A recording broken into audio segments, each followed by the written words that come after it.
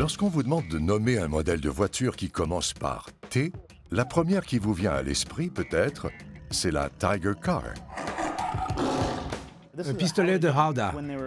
Lorsqu'on chassait le tigre à dos d'éléphant, les félins grimpaient parfois dans le palanquin. C'est donc une arme de dernier recours pour se protéger des tigres. La Rolls-Royce Tiger Car 1925 est l'étrange parcours qui l'a mené jusqu'à un entrepôt californien.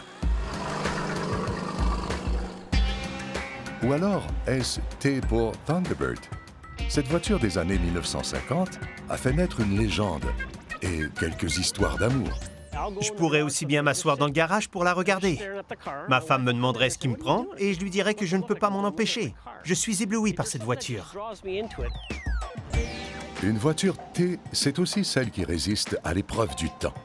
Comme la dernière Thunderbird d'exception, avant que le modèle ne subisse les ravages du temps. La Thunderbird a beaucoup évolué depuis les modèles à deux places. Mes enfants l'appelaient l'autoflottante. Ça vous donne une idée. Tonitruantes ou timides, toutes les voitures T sont tout simplement du tonnerre, de véritables beautés d'acier.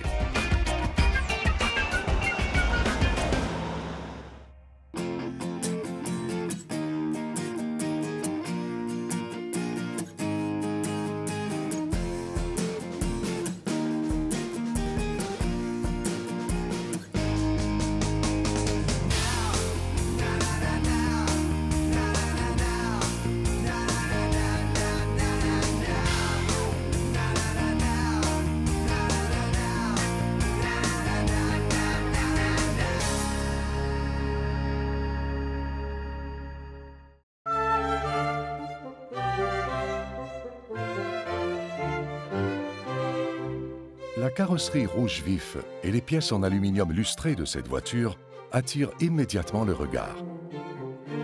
Tout comme les phares nickelés, l'avertisseur sonore avec poire en caoutchouc et tête de serpent, ainsi que la mascotte surnommée Flying Lady, la dame volante.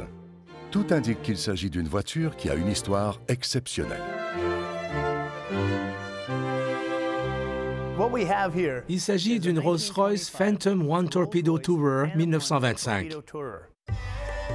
Elle a été spécialement fabriquée pour le Maharaja de Kota, en Inde. Elle est exceptionnelle. Cette Rolls-Royce est effectivement exceptionnelle. C'est le moins qu'on puisse dire. James Faulkner connaît les moindres détails de son histoire. Cette voiture comprend un canon, comme vous le voyez. On s'en servait pour éloigner les rhinocéros et les éléphants. Regardez cette mitrailleuse Bira.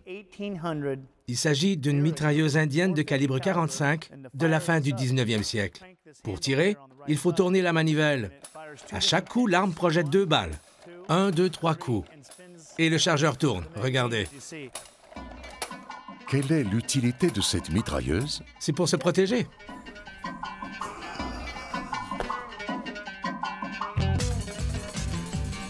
Tel que James l'a mentionné, cette Rolls-Royce a été fabriquée sur mesure pour Umed Singh II, Maharaja de Kota, en Inde.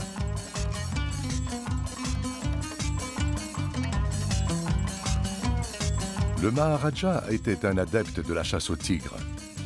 Comme il chassait les tigres dans la jungle de sa région, il a équipé cette voiture afin qu'elle réponde aux besoins de tout souverain qui se respecte.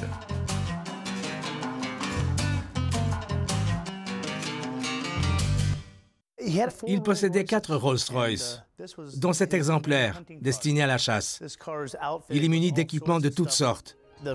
Il y a un projecteur à l'avant qui pivote de gauche à droite, car le meilleur moment pour chasser le tigre, c'est au crépuscule. Mais il faut éviter de le faire fuir tandis qu'on cherche à le dépister. Le projecteur permet aussi de l'aveugler avant de l'abattre. Et grâce au phare dirigé vers le bas, on peut éclairer le sol et rouler en toute sécurité sans effrayer le gibier qui se cache au loin.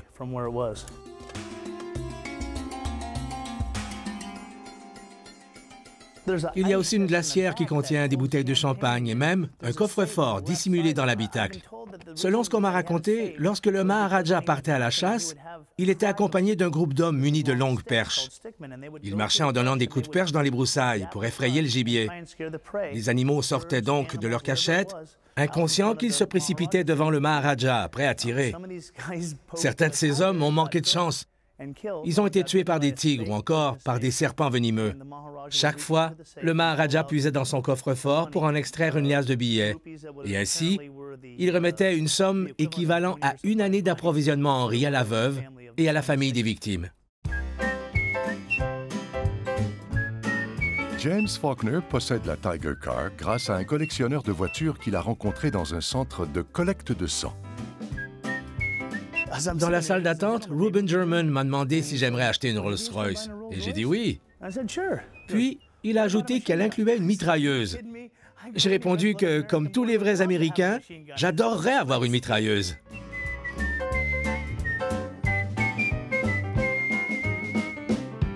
Mais cette voiture ne comprend pas seulement une mitrailleuse. Elle a été conçue et construite pour la chasse. Voici le reste de l'artillerie. Comme vous le voyez, il y a un râtelier pour ranger 4 armes.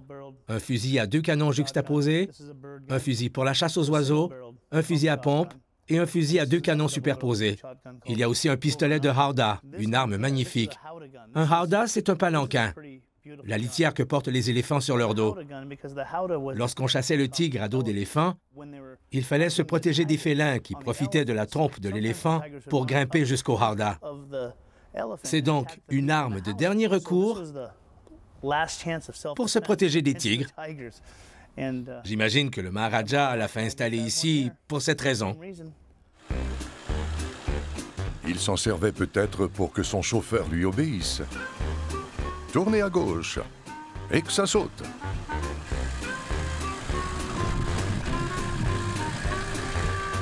Par ailleurs, c'était en 1925. À l'époque, les véhicules tombaient régulièrement en panne, même les Rolls-Royce. Le constructeur a donc prévu un plan d'urgence en cas de panne. On tourne la poignée, puis on soulève le marchepied. Et on découvre 4 tiroirs en acajou en guise de coffre à outils. Chaque tiroir consiste en un plateau de rangement qui ressemble aux étuis de transport pour appareils photo, par exemple. Des cavités maintiennent les outils en place. Le fond est tapissé de feutre vert. C'est superbe.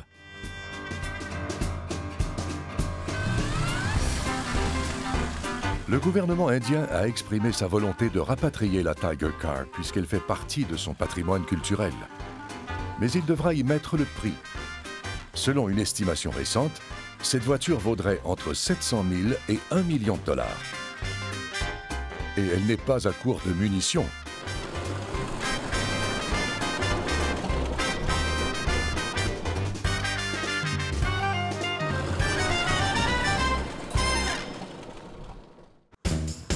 On ne peut absolument rien lui reprocher. Très peu de voitures peuvent se vanter de recevoir un pareil compliment. Voici la Ford Thunderbird 1957, issue de la première génération de ce modèle qu'on a produit pendant 3 ans. Sa conception révolutionnaire a connu un vif succès sur le marché nord-américain. Vous cherchez la voiture des années 1950 qui s'est le plus rapprochée de la perfection? La voici. Enfant, j'adorais cette voiture. Regardez-la. C'est probablement l'une des plus belles voitures au monde. J'aime ses lignes épurées, sa conception sport et ses accessoires de luxe. Cerveau direction, vitres et sièges à commande électrique. Et j'ai énormément de plaisir à la conduire.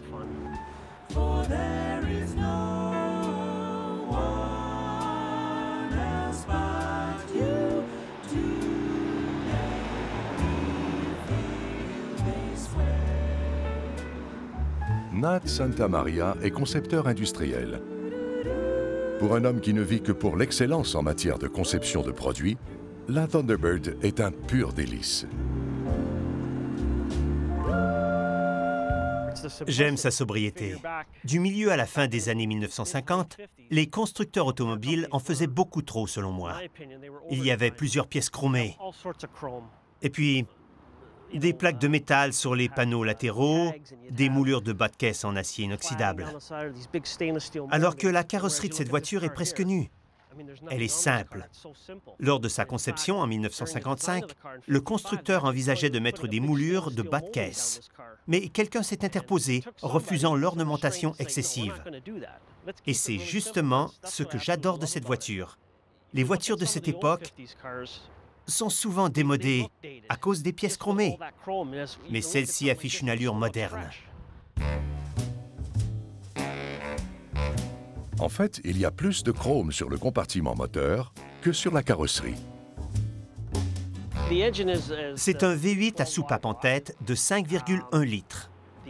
La seule particularité ici est ce qu'on appelle l'habillage du moteur, offert en option à 15 $ à l'époque. Ça inclut un couvercle de filtre à air chromé, un cache-soupape en aluminium et un bouchon à réservoir d'huile chromé, simplement pour l'embellir. C'est une réussite. Au début des années 1950, tous les constructeurs automobiles nord-américains tentent de créer le plus beau modèle d'après-guerre.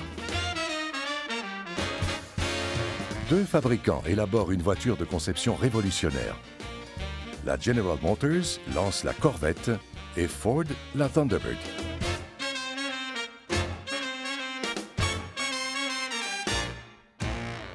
Mon oncle travaillait chez Ford. Il possédait une Fairlane 1957, un modèle qui ressemble beaucoup à celui-ci. Il a les mêmes ailettes arrière. J'adorais sa voiture. Si l'on considère l'arrière du véhicule, on pourrait dire que cette Thunderbird est une version réduite de la Fairlane 1957. Peu de temps après son lancement, on la surnomme la T-Bird. Ce modèle fait l'objet d'un assemblage particulièrement rapide. Par conséquent, les pièces ne sont pas toujours aussi parfaitement alignées qu'elles ne le devraient. Le capot est légèrement bombé de ce côté. À l'époque, on utilisait des presses pour le moulage des pièces de carrosserie. La courbe de l'aile ne coïncide pas avec celle du capot, mais elle a été fabriquée ainsi. Je ne veux pas abuser de la restauration. Ce petit défaut est dû au procédé de fabrication. C'est ainsi que la carrosserie a été produite, alors je l'ai laissée telle qu'elle. D'autant plus que je risquerais d'endommager le capot en essayant de le corriger. Ça ne vaut pas la peine. Elle fonctionne comme les voitures modernes. J'ai installé des pneus radio et ça fait toute la différence. À l'origine, elle était dotée de pneus diagonaux. La voiture avait tendance à dévier et la conduite était moins confortable. Avec des pneus radio, elle se comporte comme une voiture moderne et les irrégularités de la chaussée sont amorties.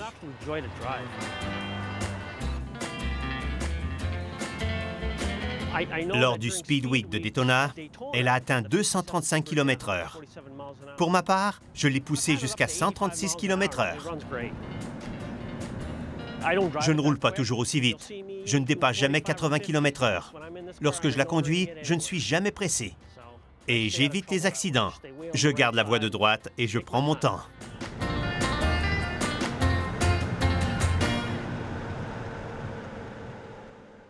La Thunderbird a toujours eu du succès, mais Ford l'utilisait comme produit d'appel. Le constructeur comptait donc sur ce modèle pour attirer les clients, dans l'espoir de leur vendre des véhicules plus pratiques. Mais la Thunderbird est devenue une icône des années 1950. Dans le film Graffiti américain sorti en 1973, on aperçoit Susan Somers au volant d'une Thunderbird crème. À l'époque, rien ni personne n'était plus branché et plus sexy. Aujourd'hui, la Thunderbird est toujours aussi attrayante. Nat en sait quelque chose. Une collègue regardait la voiture dans le stationnement. Elle l'observait. Elle est allée voir d'autres voitures, puis elle est revenue. Elle a fait cet aller-retour pendant quelques semaines. Et je lui ai dit que si je ne la connaissais pas autant, je qualifierais ça de harcèlement. Mais elle était fascinée. Elle ne pouvait pas s'empêcher de la regarder. Honnêtement, je la comprends parfaitement. Je pourrais aussi bien m'asseoir dans le garage pour la regarder. Ma femme me demanderait ce qui me prend et je lui dirais que je ne peux pas m'en empêcher. Je suis ébloui par cette voiture. C'est simple, je l'adore. La Thunderbird 1957 est la dernière version du modèle d'origine. Au début des années 1960, la Thunderbird avait déjà beaucoup changé.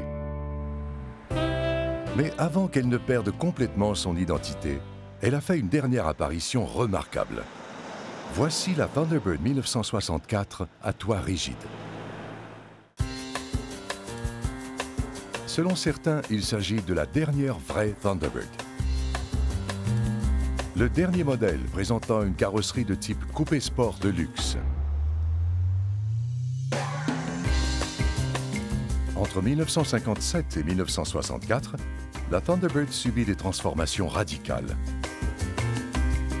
Elle s'allonge et s'élargit, mais surtout, elle devient une 4 places.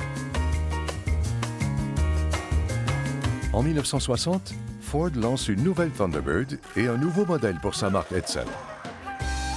La Edsel bénéficie d'une vaste campagne publicitaire de la part de son constructeur, mais c'est la Thunderbird qui séduit les clients. Parmi eux figure le jeune Gord Robinson, qui achète cette Thunderbird 1964 d'occasion.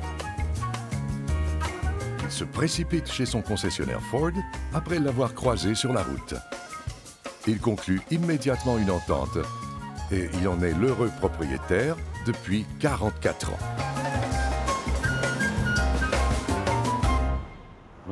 Lorsque je l'ai rapporté à la maison, j'avais 21 ans.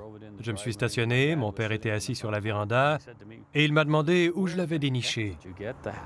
Puis il a dit « Non, réponds d'abord à cette question. Comment penses-tu payer ça? » Et j'étais fier de lui dire que je l'avais payé 1 500 $ en espèces, qu'elle était à moi. C'est une Thunderbird de 4e génération. À l'époque, Ford modifiait ses voitures tous les 3 ans. On désigne celles de seconde génération par Square Birds. Le surnom de celle de 3e génération est Bullet Birds. La mienne est une Flare Birds, en raison entre autres des panneaux latéraux et des jupes d'ailes évasées. Ces pièces de carrosserie évasées ne sont pas les seuls éléments qui la caractérisent.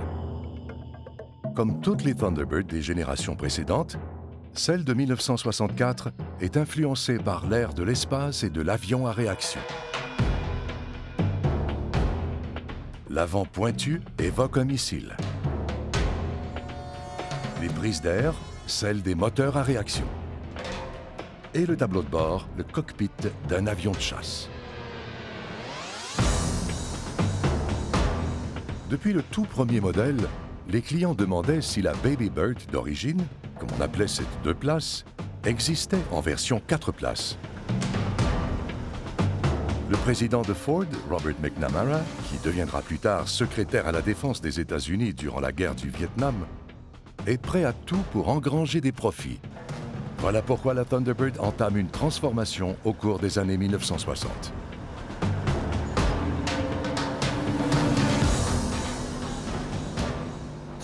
Elle devient une 4 places plutôt qu'une 2 places. Autre changement important, son coffre est beaucoup plus spacieux. En fait, les Thunderbird de première génération, produites de 1955 à 1957, sont de petites voitures. Un des reproches que leur adressaient des acheteurs potentiels, c'est qu'elles étaient trop petites pour emmener des amis jouer au golf, parce qu'il était impossible de transporter 4 ensembles de bâtons. La Thunderbird 1964 est assez spacieuse pour les amis et leurs bâtons de golf.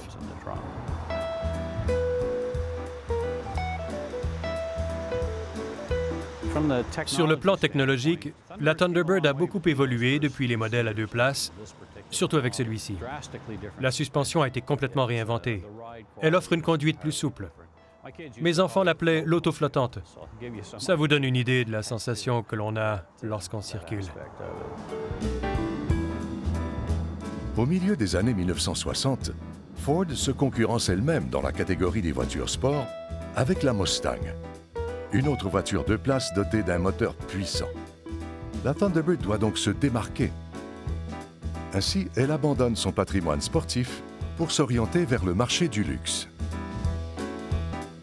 Par exemple, le modèle lancé en 1964 est le premier avec une banquette arrière enveloppante. Pour attirer les clients, les concepteurs s'inspirent de la Thunderbird de base pour créer une voiture conceptuelle à toit profilé, baptisée Italien. Mais la direction de l'entreprise exclut l'idée de la produire en série. Elle demande plutôt à son équipe d'en récupérer certains éléments pour les intégrer à la voiture de Gord. Par exemple, le volant amovible.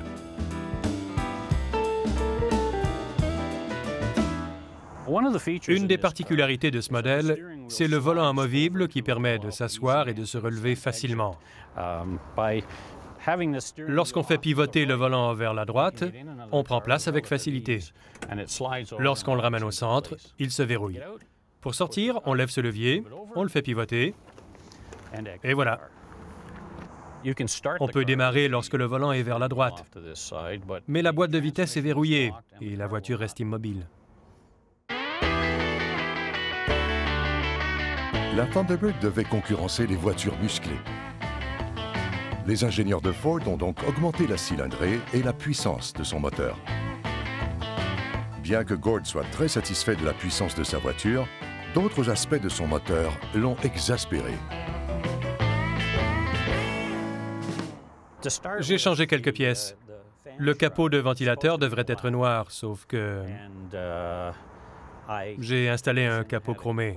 J'en avais assez de le repeindre tous les 2 ans. Je l'ai fait pendant 40 ans, puis j'ai abandonné. Le chrome est plus résistant. J'ai aussi remplacé le cache-soupape parce que j'aime bien l'habillage de moteur. L'autre pièce qui n'est pas d'origine, c'est le filtre à air.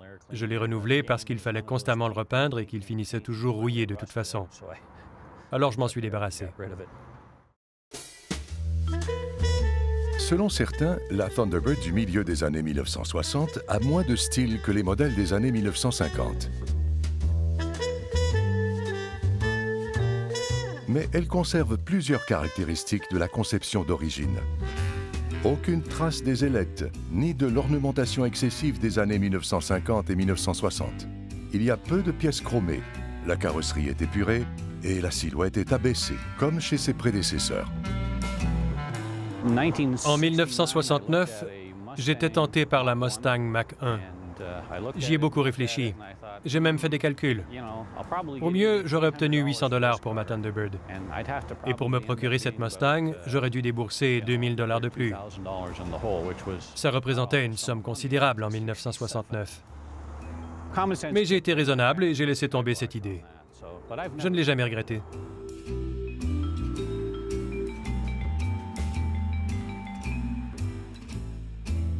Cette voiture fait partie de moi. Je l'avais bien avant de me marier et de fonder une famille. Ma femme et mes enfants aussi considèrent qu'elle fait partie de la famille.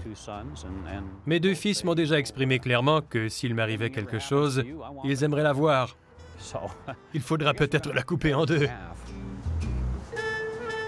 Ils devront cependant être patients.